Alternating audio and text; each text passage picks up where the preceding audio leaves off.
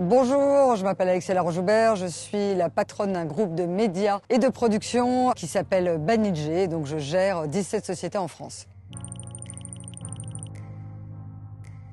Alors je suis pas sûre qu'il faille penser que l'IA va nous rendre plus compétitifs sur la création automatiquement. Peut-être que sur la compétitivité, ça va nous permettre de faire des films à gros budget américain pour des budgets accessibles en Europe. Donc c'est surtout là où on va être plus compétitif. Moi je l'utilise déjà sur les VFX, donc tout ce qui est effets spéciaux. Ça nous permet de diminuer les budgets de production. Les auteurs avec lesquels je travaille en fiction par exemple, l'utilisent assez rarement. Par exemple, s'ils doivent écrire des dialogues qui se passent dans les années 80 pour s'adapter à la manière dont on parlait dans les années 80, quelquefois pour des informations de décor. Mais c'est pas sur la narration même de l'histoire.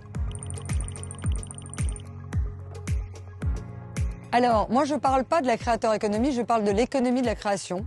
Donc j'y inclus tous les créatifs, qu'ils soient des sociétés de production, qui travaillent sur YouTube, enfin voilà, peu importe. Donc de facto, votre question c'est évidemment des partenaires et des contributeurs à la création. Quand Squeezie crée Stop the Train, qui est un format qui a été créé donc pour YouTube, nous on en prend les droits pour le distribuer à travers toutes les filiales qu'on a dans le monde et donc l'exploiter mondialement. C'est pour ça qu'on peut parler plus de partenariat de compétition.